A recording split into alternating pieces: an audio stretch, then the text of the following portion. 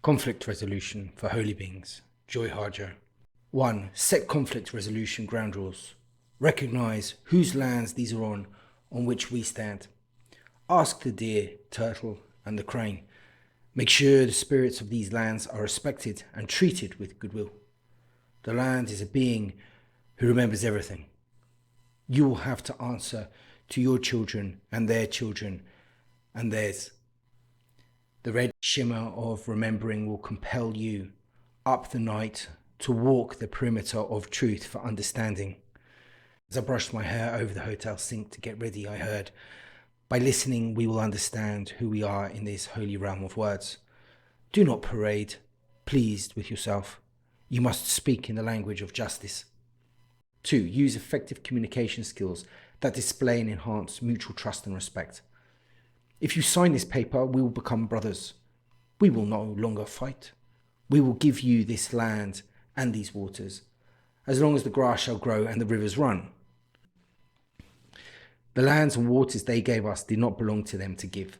Under false pretenses, we signed. After drugging by drink, we signed. With a mass of gunpowder pointed at us, we signed. With a flotilla of warships at our shores, we signed. We are still signing.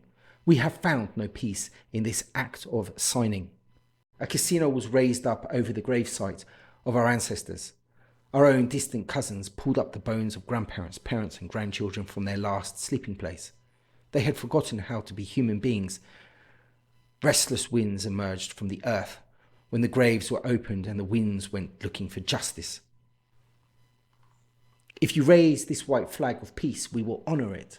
At Sand Creek, several hundred women, children, and men were slaughtered in an unspeakable massacre after a white flag was raised. The American soldiers trampled the white flag in the blood of the peacemakers. There is a suicide epidemic among native children. It is triple the rate of the rest of America. It feels like wartime, said a child welfare worker in South Dakota. If you send your children to our schools, we will train them to get along in this changing world. We will educate them. We had no choice. They took our children. Some ran away and froze to death. If they were found, they were dragged back to school and punished. They cut their hair, took their language, until they became as strangers to themselves as they became strangers to us. If you sign this paper, we will become brothers. We will no longer fight. We will give you this land and these waters in exchange, as long as the grass shall grow and the rivers run. Put your hand on this Bible, this blade, this pen, this oil derrick, this gun, and you will gain trust and respect with us. Now we can speak together as one. We say, put down your papers, your tools of coercion, your false promises, your posture of superiority, and sit with us before the fire. We will share food, songs, and stories. We will gather beneath starlight and dance, and rise together at sunrise. The sun rose over Potomac this morning, over the city surrounding the White House. It blazed scarlet, a fire opening truth. White House, or Chogo Hutke, means the house of the peacekeeper, the keepers of justice. We have crossed this river to speak to the white leader for peace many times since these settlers first arrived in our territory and made this their place of governance. These streets are our old trails, carved to fit around the trees. 3. Give constructive feedback. We speak together in this trade language of English. This trade language enables us to speak across many language boundaries.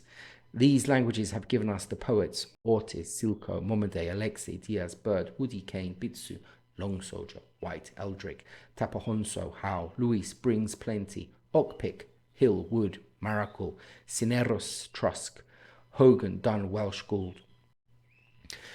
The 1957 Chevy is unbeatable in style. My broken down one-eyed Ford will have to do.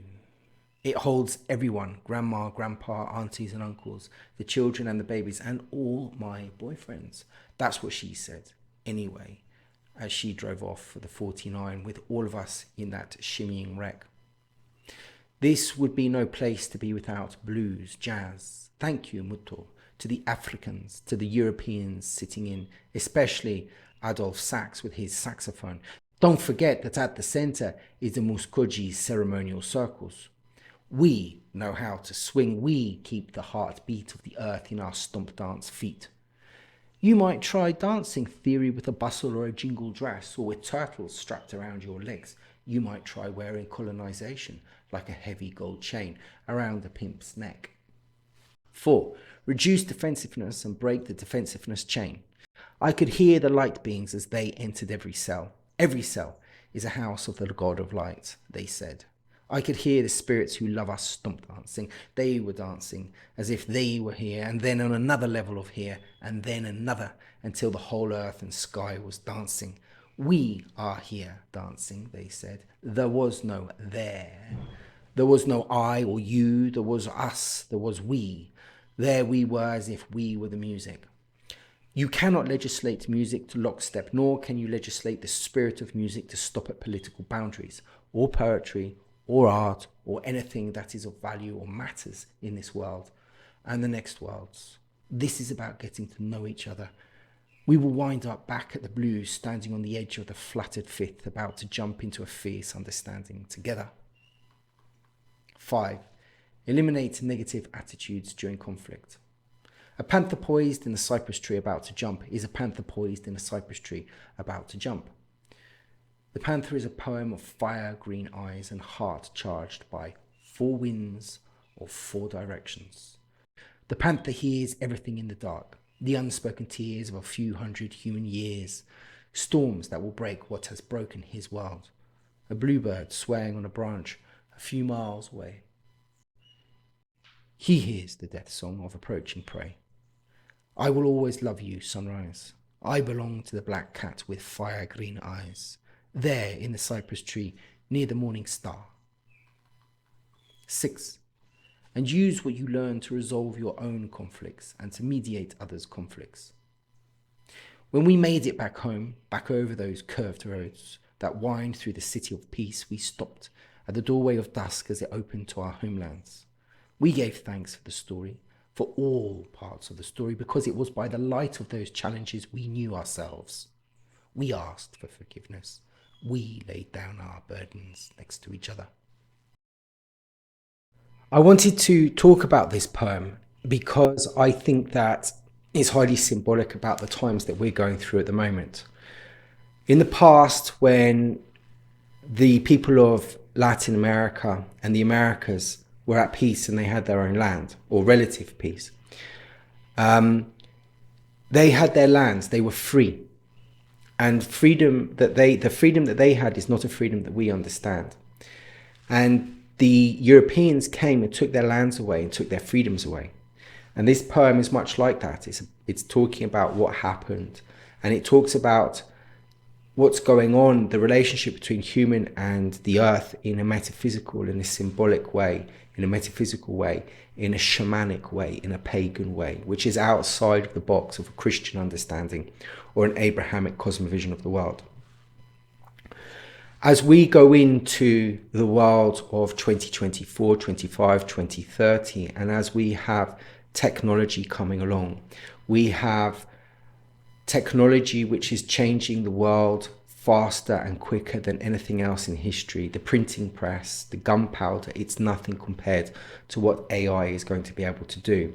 And as AI comes in, it has the ability to take our freedoms away, to take our lifestyles away. Already, we don't have houses, we rent. So for us, it's very difficult to understand what it would be like to have land, because most people don't have land. It talks a lot about the relationship between humans and the land in spiritual terms, but not in a symbolic way, but in a very factual and real way, which is shamanism.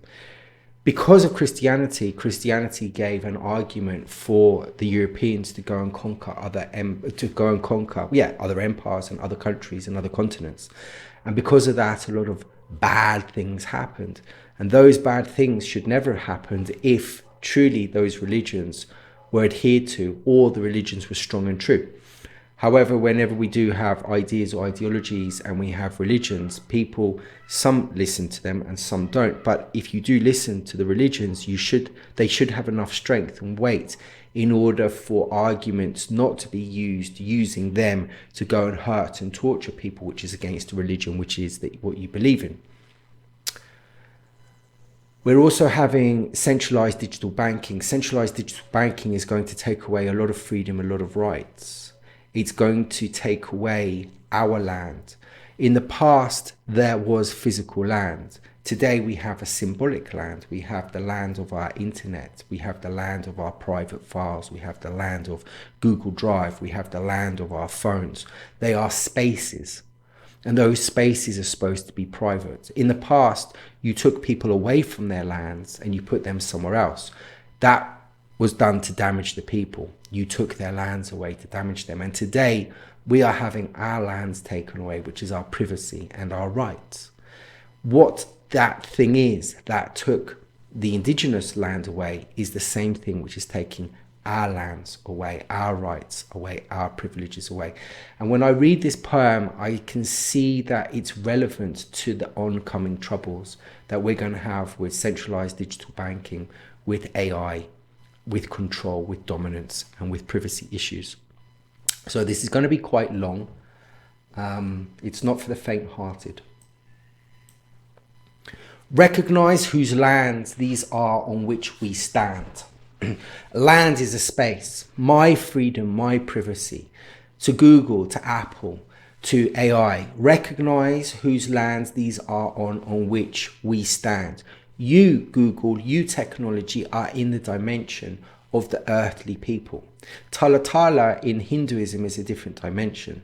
Those people in that dimension, Maya Donovan for instance, can penetrate into this dimension through interdimensional abilities, through energetical abilities. Our problem in this dimension, because we have lost our shamanism or the ability to shamanize, we no longer believe in the metaphysical, in the energies, in the spirits. We no longer believe that animals are people, which Joy gets into a little bit later on. So we have to recognize. To recognize is to go back and find our origin. It's to find our stories, because through the stories and through our origin, we can recognize. So when she says recognize whose lands these are on which we stand, you have to go and find out who you are, what your essence is, what your culture is. And culture is not football and religion.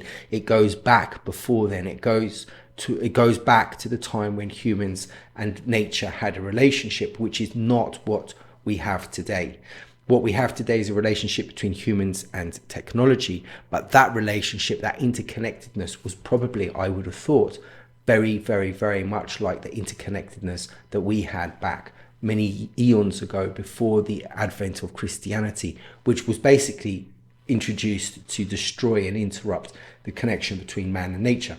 If it wasn't, then why through Christianity have we managed to destroy the earth? Because if religion, if the most important thing is the relationship between us and the earth, then how is it we've come to treat it so badly?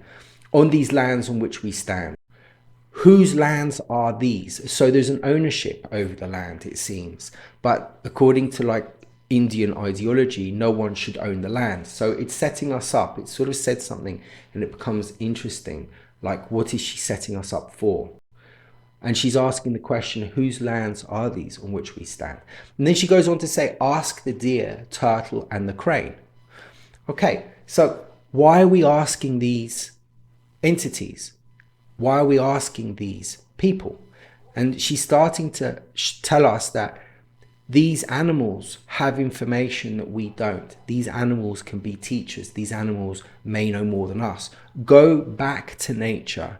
Go back to the energies in nature. So don't think of it as deer, turtle, crane, human. Think of it as energies which are in a form having an experience. We're all the same. If we go back to ask them whose land this is on and they know more than us, then maybe we should respect them for having more information than we do. She's giving them intelligence and she's giving them integrity. And that would go towards all animals, all plants and all vegetation and all animals. So she's bringing the surrounding energies back onto the same level as human energies and humanity. because together we have to work together. Together we're all in this cup together. She's also teaching us how to speak to nature. When we pray, how do we pray? Well, most people pray to God as if God is a person. And what she's saying is that when you go and ask energies or entities questions, ask them as if you're talking to them. So she's bringing the connection back. Don't see it as something that doesn't understand you. See it as something that does understand you. If it doesn't respond in the way that you want it to respond, that's because it might not be able to. But it doesn't mean that it doesn't understand. And many people that have pets will say that the pets understand when they talk to them. Make sure the spirits of these lands are respected and treated with goodwill. Okay, so now she's bringing in spirits.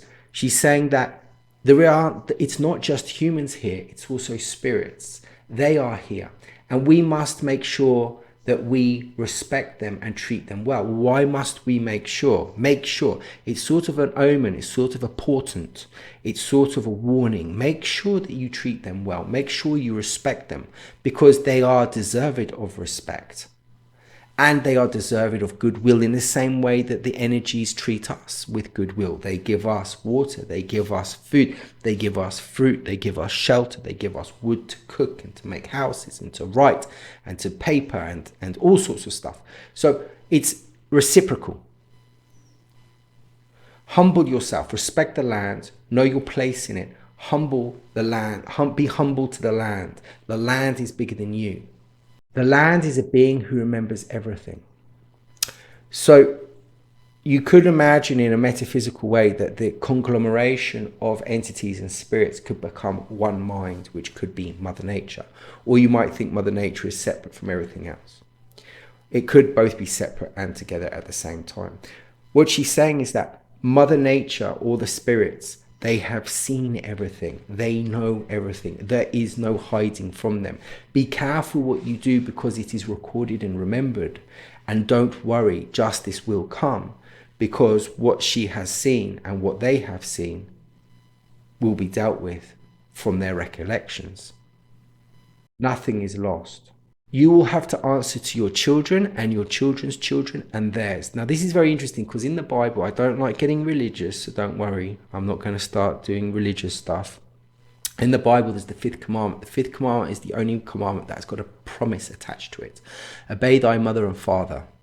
If you obey your mother and father, then it says, honor your mother and father, that your days may be long upon the land which the Lord your God giveth thee. So honor your mother and father, and as a gift of serving mother and father, you'll be given land, you'll be given food, you'll be given the protection of the earth. But when it says honor your mother and father, it's coming from a position that your mother and father were aligned with God. Today, how many people are aligned with God or aligned with nature? We believe, many people believe, but they don't do. And doing is actually, for me, faith.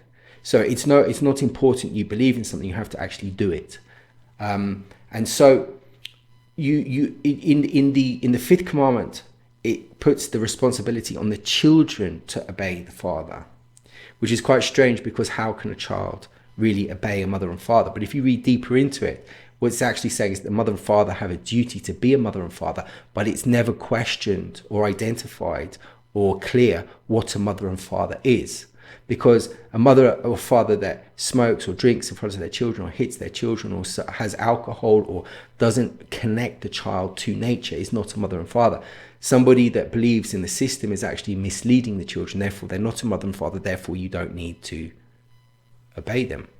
And so if you obey your mother and father who are in line with God, then you yourself will be in line with God. And so here you will have to answer to your children and their children and theirs. You, us, me, you, we have the responsibility of what's going on in the world, and we have to answer for that to children, or when we die to that, or whatever it is.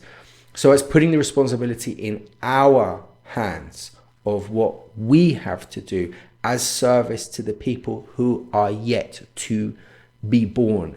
And it's so common. It's so common that we kick the bucket down the road, like pensions. We keep kicking the pension down the road. One day, the people that pay the pensions won't have a pension. We kick pollution down the road. We'll get our young people to clean the plastics up. We'll get our young people to deal with the oil. We'll get our young people to deal with the climate change. We didn't take responsibility. Our fathers didn't take responsibility, and now we have to. So there is now a threat.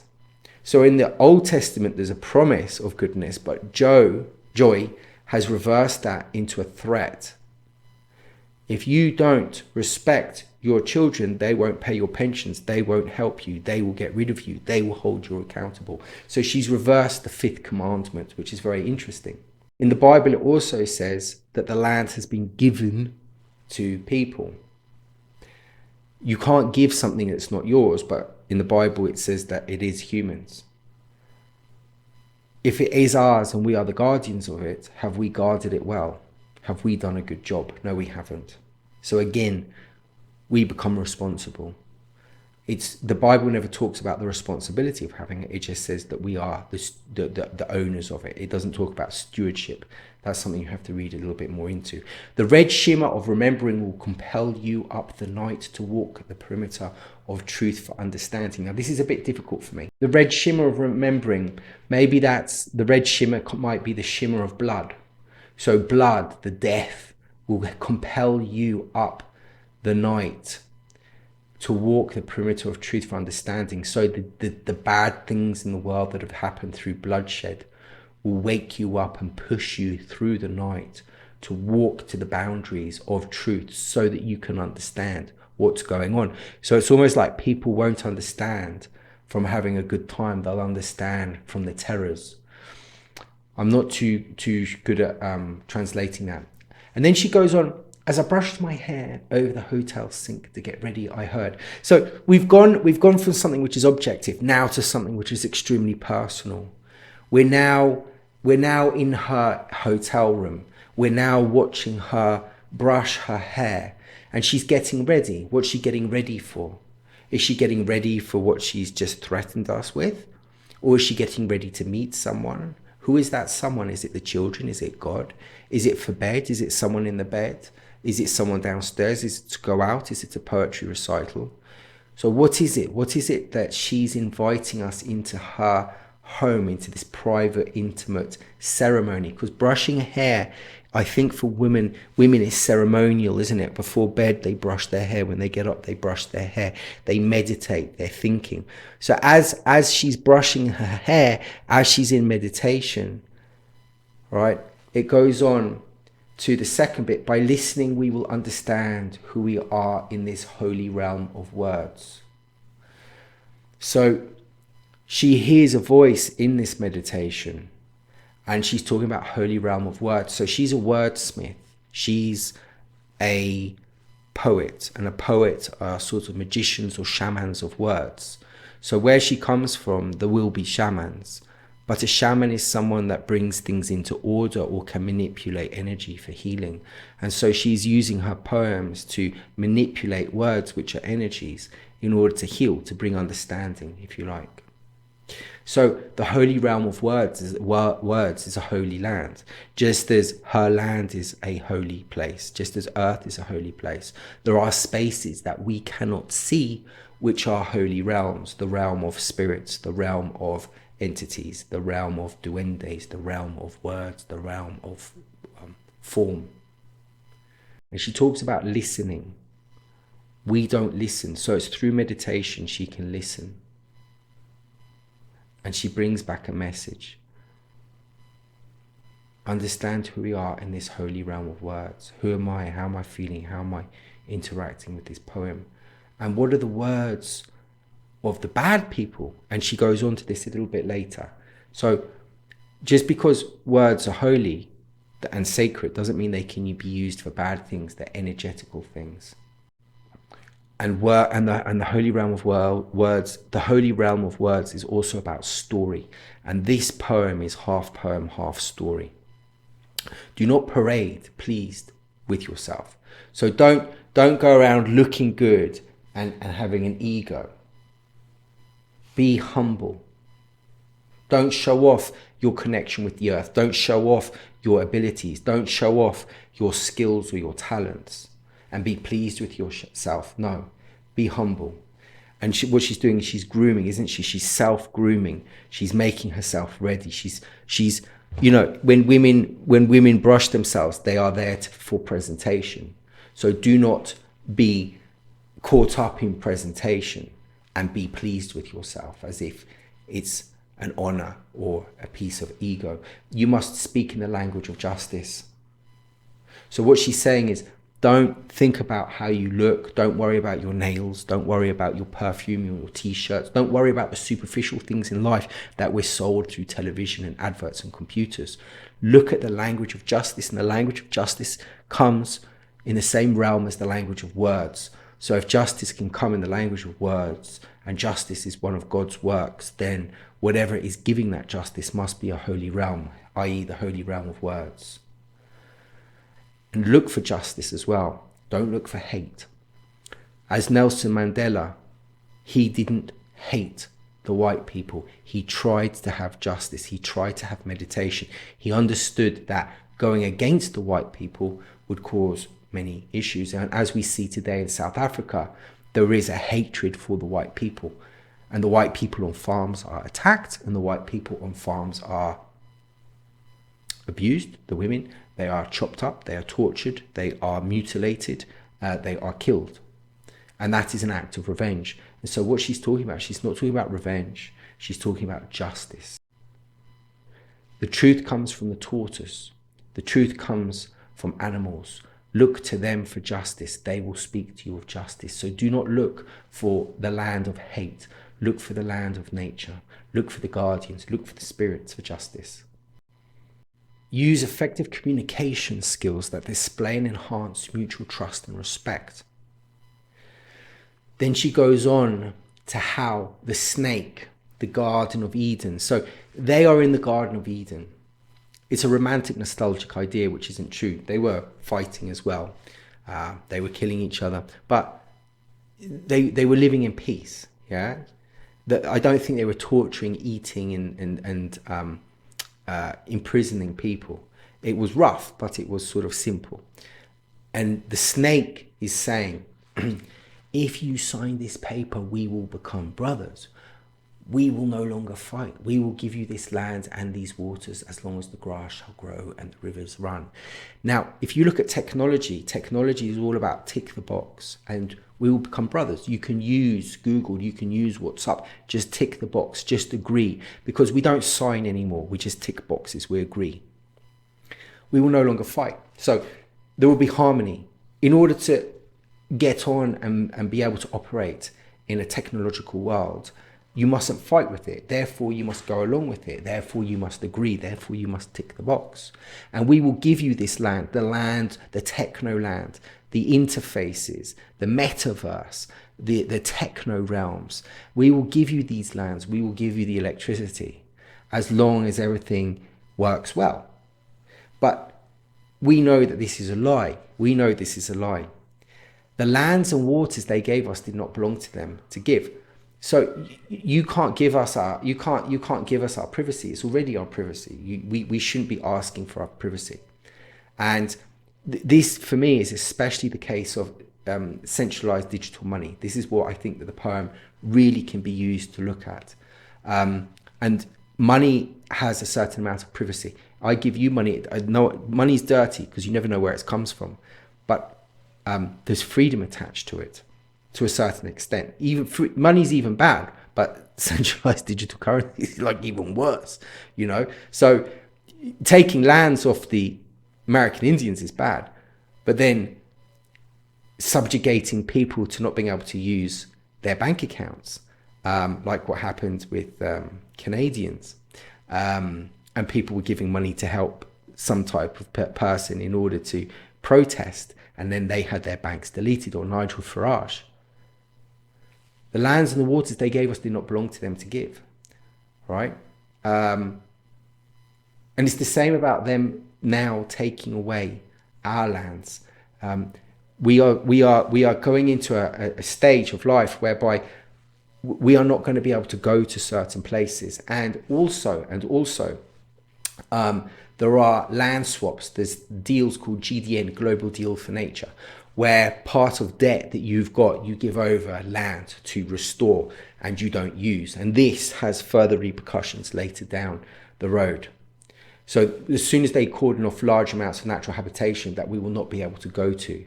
And this is the irony. So we took, or Europeans took, or the Western ideology took, when I say we, I'm talking about Western ideology, we took their lands from them. But now we are part of a system which is going to take the lands from us. It can take our houses from us. How many people have a house? How many people rent? And if you can't pay the rent, where do you go? We don't even have a house. We don't even have a flat, which is a space, which is owning space in space. Owning a piece of land in space that has no land, a flat. We don't even own it. So what's happened to the indigenous people is happening to us, but we can't see it because of the drink, because of the distraction, because of Netflix. The lands and waters we signed with a mass of gunpowder pointing at us.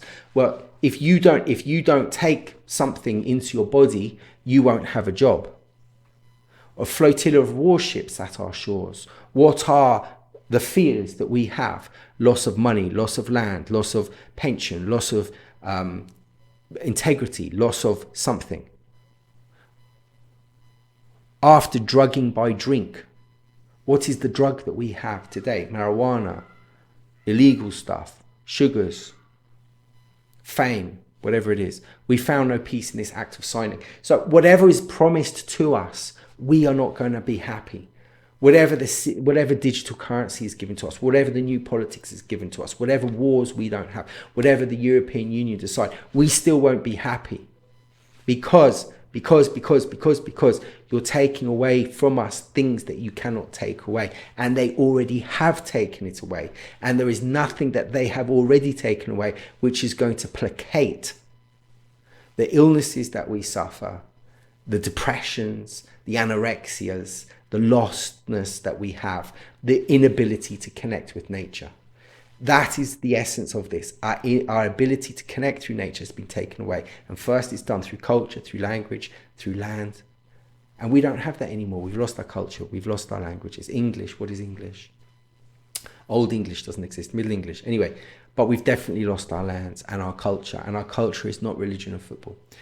A casino was raised up over the grave sites of our ancestors. Our own distant cousins pulled up the bones of grandparents, parents and grandchildren from their last sleeping place. Well, that's about not respecting your grandparents. It's about not respecting. For the indigenous Indians, their grandparents were closer to the correct and aligned culture of being to nature than our grandparents who fought in the Second World War. If you want to go back to, if you want to look at the grandparents that they had compared to the grandparents we had, you're going to have to go back 2,000 years before Christianity came in. And what do we do? What sort of things do we do? What our grandparents fought against, for instance, fascism or maybe communism, we are now inviting into our houses. It says they had forgotten how to be human beings. We have forgotten how to be human beings. We have forgotten how to treat animals. We don't care where animals come from, what they eat or how they're killed. We don't care about destroying our lands so that animals can't live. Because remember, for her, for Joy, animals are humans. They're people, okay? So they had forgotten how to be human. And when they forgot how to be human, they disrespected their ancestors. What we are doing, disrespecting our ancestors, but our ancestors are so far back, we don't know anything about them. Restless winds emerged from the earth when the graves were opened and the winds went looking for justice. So this is a threat. It's important. It's saying, be careful. You've disturbed the people on the earth. As a human being, our job is to guard the earth. We are stewards of the earth. In the past, we did have stewards of the earth in the shaman times, and they did things that perhaps we can't understand now. And then when we go and disturb their graves for money to build, to make casinos, to disturb their resting places for something superficial which is not good, perhaps even malign or evil, then the karma's coming, the energy's coming back.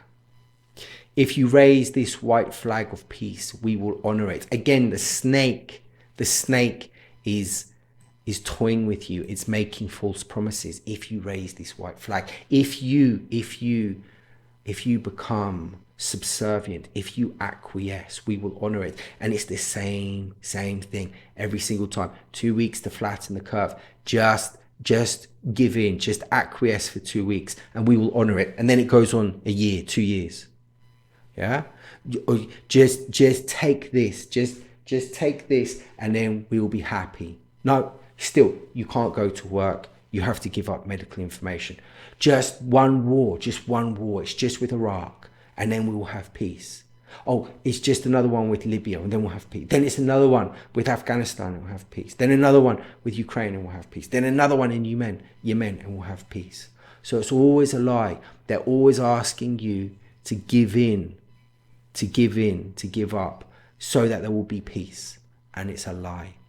At Sand Creek, several hundred women, children, men were slaughtered in an unspeakable massacre after a white flag was raised. The American soldiers trampled the white flag in the blood of the peacemakers. Again, how many people died in Iraq? 250,000. How many people have died in Iraq, Afghanistan, Libya, Bosnia, Herzegovina, Ukraine, Yemen? How many people? Million. How many people? How many people? So many people. Massacres. There is a suicide epidemic among native children. It is triple the rate of the rest of America. Well, for men, it's a much higher rate than women. So maybe perhaps the people that commit less suicide might be Asian women, then white women, and then black women, and then indigenous women. But then the men commit more suicide than women do. And today, what we're seeing is that it's the children which are suffering. It's the children. Even in our schools today, the children are suffering. And now the suicide is an end of your life. It's so that you cannot carry on. You have no progeny. You cannot procreate. But with the transgender coming in and the push for transgenderism against children, you are suiciding their progeny. If you send your child to our schools, we will train them to get along with the changing world. We will educate them. Right. You're not educating, you're brainwashing. When the children go to school today, they are not learning facts, they are learning emotions, they are arguing with emotions. So the new form of education is the type of education to go along with the society and the system, which is the same education that they gave indigenous kids, especially in Canada where they killed them. And the promise, again, it's another false promise. Give us our children, we'll educate them. Same thing the Jesuits said, give us a child of 6 and we'll turn him into a man. What are you turning these people into?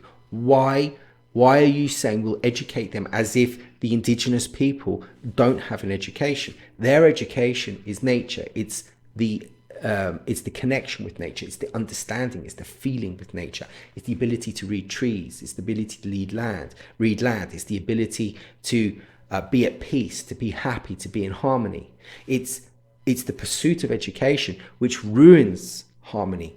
So this education is actually about destruction. Again, the snake is speaking. We will destroy your children under the umbrella of education if you give them to us so that they can adjust to a changing world. But this changing world is a world that we want because it's going further away from nature. So if the changing world goes further away from nature, we will take your children and destroy the nature in them so that they can be part of this new system. We had no choice. They took our children, some ran away and froze to death. Well, today we have very little choice. You're forced to put your children in school. And if you don't go along with the school, if you don't let your children change gender, the school will take your children away. Some children run away, so from school. And where do they go to? They don't freeze to death, but they take drugs and they die later on in life, some of them. If they were found, they are dragged back to school and punished. Today, we don't punish them. Punishment is there to stop them from running away. Today, we can do other things. We can give them drugs now. They cut their hair, took their language, until they became a stranger to themselves, even as they became strangers to us. So what we're seeing is that the indigenous people came from the land and they're seeing the disconnection from the land. In white culture, we are already disconnected from the land. So to see the change happening is very much more difficult. If you, again, the snake speaks, if you sign this paper, we will become brothers. We will no longer fight. We will give you this land, and these waters will change, and these waters in exchange. Again, you're saying to the people, if you put your children in school, they'll be able to go to university, especially in the Western world. Put your hand on this Bible, this blade, this pen, this oil derrick, this gun, and you will gain trust and respect with us. Now we can speak together as one. So it's the white person, I think, speaking here. And it's saying, indigenous person, put your hand on this. So like respect, be a part of this, be a part of our Abrahamic religion, which is brainwashing. This blade, which is war. This pen, which takes you away from natural looking at things in order to go into books. It's a form of mind changing. This oil derrick, that's business, that's money. This gun, that's violence. And you will gain trust and respect with us. So change your ways, change the relationship that you have with nature. Give up nature and come onto our path. And then we will respect you, and then we will speak as one, because you will speak our language. So it's a disrespect. It's a disrespect of other people's culture, and it's an ego love of your own. We say put down. So now the indigenous people speak back. They're saying no. We say put down your papers, your tools, and your coercion, because it's through the paper, it's through the internet, it's through the subtle ways that you do things, your false promises, your posture of superiority. So you think that you're better, and sit with us before the fire. So sit with us before something that's natural, something that you used to do. Humans have been around 200,000 years. You would have sat around the fire 200 years ago, 300 years ago. We will share food. So we will give you something. So food is peace. We will give song. Song is a connection back to nature. We will give stories. We will give the origins back to you. We will give your culture back to you. We will gather beneath starlight and dance. So we will gather beneath the blessings of the stars, and together we will dance. We'll be in communion together and rise together at sunrise. So we'll be born again together. So through our process, you can be born again. So they offer brainwashing, violence, their own academic stuff, their violence and their power and money. And they're offering stories, go back to nature, reconnect, heal. So they're offering healing to the white man. And they're also the symbols of each culture. Song, dance, stories, violence, brainwashing, money. And it's also talking about your ideas and stuff, your feminism, your AI, your LGBTQ, your capitalism, your communism, your socialism. It's saying put all of that aside. Don't think about these things. These things separate you from nature. Dance. So go with your heart, not with your mind. Go with your soul, not with your mind. Go back to the stories that have symbols in them, that have truth in them, that have light in them. Go back to those things that were developed by your ancestors. And the problem is with the West is that we reject our ancestors. We reject alchemy, for instance. Alchemy is the forefather of modern science. Not many people know that. The sun rose over the Potomac this morning, over the city surrounding the White House. It blazed scarlet of fire opening truth. The White House. So this is a bit difficult for me, but the way I interpret it is the White House is supposed to be a holy place. It's supposed to be like a maloka. It's supposed to be like a church. In the West, we separated the White House, the church, the parliament, the schools, the university. In indigenous cultures, it all comes under one same branch. And it's the same problem in school. You learn history, you learn art, you learn science, you learn physics, but you never learn the history of physics. You never learn the science of art. You never learn the history of religion. You learn individual things, but you can never put them together as a whole.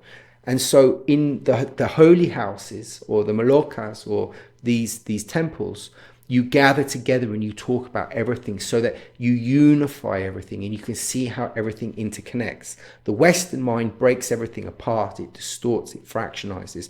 The shamanism brings things back together to make whole and complete again through healing. And she talks now about a journey. We have crossed this river to speak to the white leader for peace many times. So this is an ongoing problem. They've lied again and again and again, and they've stolen again and again and again. But they're showing resilience and perseverance, and they can see it's a story, and they can see it's a process, and they can see it's a journey. Since these settlers first arrived in our territory. So now she's saying this is our land and it's not being respected and made their place of governance. The streets are our old trails and carved to fit around trees. Now this is a beautiful line. These streets are our old trails carved to fit around trees. We make trails around nature. When you make paths, you destroy nature and put them in straight lines. We respect nature, and nature tells us how to make paths to our houses, our churches, our temples. The streets are our old trails carved to fit around trees. Still, the settlers haven't managed to destroy the streets. Still, the streets have the mark, the footsteps, and the stomping of the original people. So the land is still in charge. The land is still in charge. And she goes back towards dancing and stomping and walking a little bit further on. Give constructive feedback. We speak together with this trade language of English. English is a language which is a little bit like money. It's interchangeable. So if you have a chicken and you want a horse, you can sell the chicken, get money, and then you can buy the horse. But if the person that's got a horse doesn't want chickens, then you can't trade. So English is quite a good language because it's a trade language. It helps people speak and it brings things together. But it's a trade language. She doesn't say it's a cultural language. She says it's a trade language. So it's sort of like being created. It's new. And there are three types of English: Old English, Middle English, and Modern English, which is the English that we speak. This trade language enables us to speak across many language barriers. These languages given us. Now, she goes on. Just as a shaman, when they want to empower themselves, they would say tigers, plants, sky, wind, earth, rivers, water, in order to pull their gods in. Or the Catholic Church would say the Father, the Son, the Holy Spirit, the saints, the Gospels. So you have these people that protect you, and she is talking about the people, her people, her protection, her people that she gets on. And so she sort of invokes the poets. And then she goes back into a personal story. Remember when she was talking about combing her hair? Now she goes back into a personal story again. The 1957 Chevy, and it's humorous. She brings now humor into this. The 1957 Chevy is unbeatable in style. My broken down one-eye Ford will have to do. It holds everyone, grandma, aunties, so the whole family. It holds the family. So this piece of technology holds the whole family. And then all her boyfriends. So there's a nostalgia here. And then someone jokes, all 49 of them. This would be no place to be without blues and jazz. Thank you, muto, to the Africans, the Europeans. So instead of hating the settlers that come, she's now saying thank you to Adolphe Sax. Adolphe Sax invented the saxophone. He was a Belgian.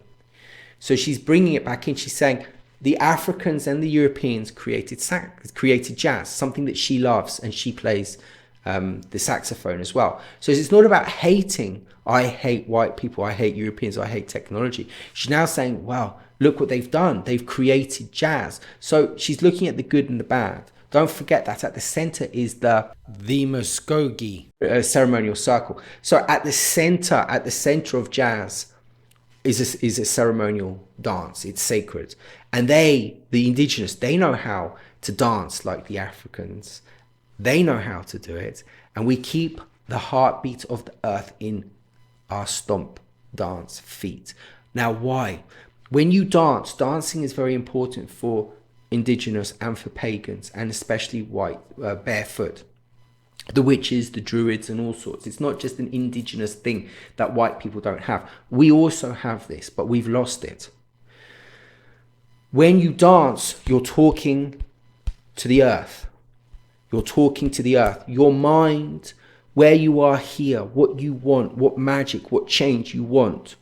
You stomp your feet to speak to the earth. And that's the heartbeat. That's your heartbeat of love going to the earth. And the earth has its heartbeat, and the stomp is like a heartbeat. Your thoughts go to the earth, and then the earth makes you feel, and that goes back up to you. So it's a reciprocal thing, isn't it? And there's also a beat, and there's also a sound when you stomp your feet. Yeah, it's a defiance, it's prayer, it's impetus, it's pushing, it's energy. You might try dancing theory with a bustle or a jingle dress or a turtle strapped around your legs. And then she goes on for a fantastic line. You might try wearing colonization like a heavy gold chain around a pimp's neck. Okay. For me, what she's saying is that if you try to dance and you still have a colonization mindset, and that mindset is like a heavy gold chain, which has been bought from the use of women in a prostitution role, you are an abuser, you are a colonization. The pimp is just as much a colonizer as the conquistadors. And the pimp invests in his ego and luxury in the same way that the colonizers invested in their beautiful churches and their beautiful buildings and their trinkets and gold and silver. But if you come with that mindset, which you can do if you want, you will be heavy. You will be pulled down. You might try. To try is not to be able to. You might try wearing colonization like a heavy gold chain around the pimp's neck. So in order to dance, you have to be free of the colonization. And if you're not free, it's because of that mindset which weighs you down like a pimp. Reduce defensiveness and break the defensiveness chains. I could hear the light beings as they entered every cell. She's talking about angels. I don't think that this is symbolic. I think this is literal. I could hear the light beings as they entered every cell of your skin. And this is the same as ayahuasca. It's the same as plant medicine. It's the same as hallucinogenics. It goes into your DNA and it lights up your DNA, which gives you vision. Every cell is a house of the God of light. So light in this sense is understanding and wisdom. So when you drink plant medicine, it goes into your body, it goes into your cells, it activates, it brings light. And from there, your DNA, which holds your ancestors, the wisdom of your ancestors, it lights up. It gives you knowledge. And it's the same with the dance. Not all shamanism is done with plant medicine. It can be done with dance. It can be done with stomping. I could hear the spirits who love us stomp dancing. There you go. They were dancing as if they were here, and then another level of here, and then another level until whole earth and sky was dancing. So this is a communion. This is communion. When you go to church, you're bored. I'm bored when I go to church. I'm bored. I'm distracted. I'm lost. I want to go. I'm thinking about things I shouldn't be thinking about.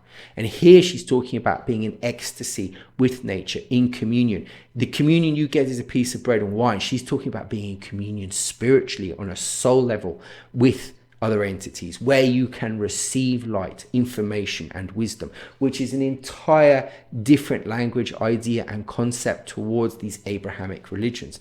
And the Abrahamic religions probably came from hallucinogenic drinks, which is why you've got mead or you've got wine. Probably in that mead or wine, they put a hallucinogenic element in there so that you could commune. The incense probably was hashish, could have been hashish.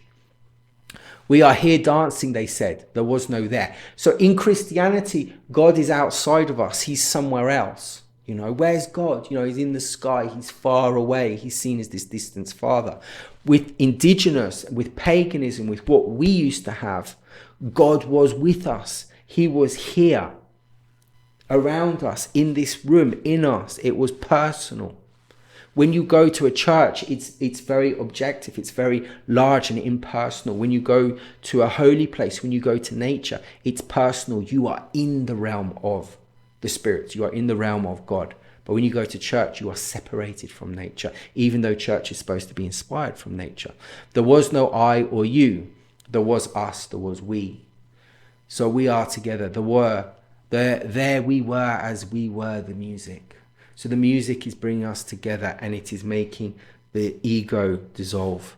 You cannot legislate music to lockstep, nor can you legislate the spirit of the music to stop at political boundaries. So music penetrates everything, the spirit of the music, because music, there's different types of music, but in this case, this is sacred music. This is like the sacred music of churches. It is their sacred music which penetrates political boundaries. It goes into poetry and art. So it's like the Holy Spirit, in other words, and the next worlds. That is of value or matters in this world, or poetry or art, anything that is of value or matters in this world and the next world. So this energy, this music can penetrate everything into the higher forms of consciousness. There is about getting to know. This is about getting to know each other. So this is how you know your fellow humans. How many times do you go to church and you don't talk to anyone? Yeah? Or maybe you shake hands, or maybe you hug, but you don't really know. You just placate the ideas of God to say you've done it. We will wind up back at the blue, standing on the edge of the flatter fifth, about to jump into a fierce understanding together. I don't understand that very much. Eliminate negative attitudes during conflict. A panther poised in the cypress tree about to jump is a panther poised in the cypress tree about to jump. And if it looks like a duck, sounds like a duck, and walks like a duck, it's probably a duck. So a panther is a panther. That is the nature of it. And the panther is a lion. It's a feline. It's a tiger. And tiger in shamanic and pagan is a very sacred and symbolic animal. In Hinduism, there are three animals that can become a human: a cow, a monkey, and a tiger. The tiger is very passionate, and they're mystical. In ayahuasca, the jaguar eats ayahuasca and it goes off into the other dimensions. And so the panther, be prepared. If you see the panther, be prepared, it might jump. If you are the panther, be prepared to jump. The panther is force and it's strong. Be ready to jump if you're the panther. Be ready to depend. Okay. Be alert. And the panther in 4 different directions is cardinal directions. So therefore, I understand it as a spirit. And the green eyes, they're poems as well. And when Joy talks about poems, she says plants are poems. But it's like saying an iceberg. You see the top of the iceberg, but you don't see what's underneath. You see the plant, but you don't see what's underneath. What's underneath is the poem. It's the invisible. It's the mystical. The panther hears everything in the dark. This is beautiful. The unspoken tears of a few hundred human years, storms that will break what has broken his world. So who is the panther? His world. So the panther has had his world broken, but I think that the panther refers to the spirit of the shamans, of the pagans, of the indigenous people. Our world has been shattered. Our world has been broken because we have been disconnected from nature, and the sacred trees have been destroyed. The plants and the animals have become distinct. They have lost their land. Animals have lost their land. Shamans have lost their land. Pagans have lost their land. Plants have lost their lands. And whatever that is that came, those storms that will break what has broken his world. So whatever people are imbibed with this mind virus to break the world, a storm is coming that will break theirs. So this is a prophecy, and this is a warning. A bluebird swaying on a branch a few miles away. It just shows the panther's ability to see things very far away. The panther hears everything in the dark. So the panther hears the future. The panther sees the future. The panther sees the swaying of a bluebird on a branch a few miles away. It sees the subtlety. So it can see what's coming. It can see the Armageddon. It can see the apocalypse. It can see the rightening, the justice that must come. Because remember, at the beginning of the poem, it talked about the justice of words. Okay? So its justice is coming. He hears the death song of his approaching prey. So the hunted now become the hunters. It's now turning. I will always love you, sunrise. I think that this is what the jaguar is saying. I don't think this is what the prayer is saying. I will always love you, sunrise. So the rising of the sun, the rising of light, the returning of light, what's coming back from the obscurity of night to the light of the day. I will always love you, sunrise, because you give rebirth.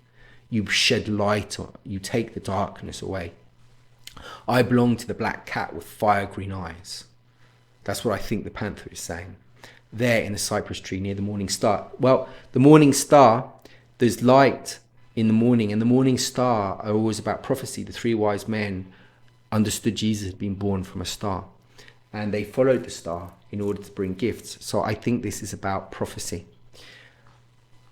And then number 6, and use what you learn to resolve your own conflicts and to meditate others' conflicts. Now, do you remember at the beginning she talked about brushing her hair? She has this conversation between what's going on outside and what's going on in her personal life and her history. When we made it back home, back over those curved roads, the curved roads which were carved by nature. So we went back to those paths and those journeys which were created by nature, which are strong, those things that were there before men, that the men rely on to build their White House. The wind through the city of peace. We stopped at the doorway of dusk as it opened to our own homelands. We gave thanks for the story. So for me, she's sort of meditating objectively in a subjective way on all of what's happened. And she's calling everything a story, the little process, the big process, for all our parts of the story. Because, and here it goes, this is brilliant, because it was by the light of those challenges we knew ourselves. So the plight of the Israelites in Egypt, the plight of the Jews, the plight of the indigenous people, those problems made them what they are today. Yeah. So she's got hope because they're in a pretty bad place. But it was by the light of those challenges we knew ourselves. So we knew what freedom is. Yeah, we knew what honesty was. We knew what peace was. We knew what those things were. We understand them because they were taken there, important. And then she goes, we asked for forgiveness. Forgiveness for what?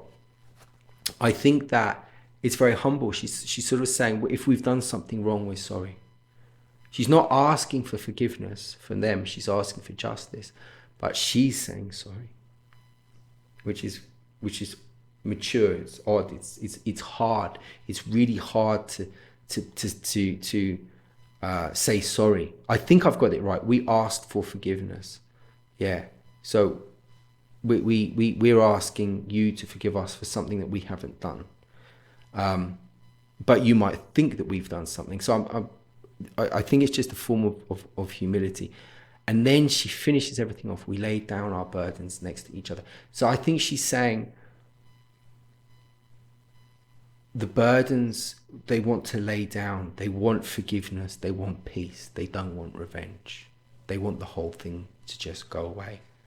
So there's no malice. And she said what she said with the justice and everything else. So what I'm thinking about in this poem is what is happening to us in this state at the moment, with our freedoms being taken away, with transhumanism coming in, with our lands going, with our personal space going, our humanity going, our freedoms going.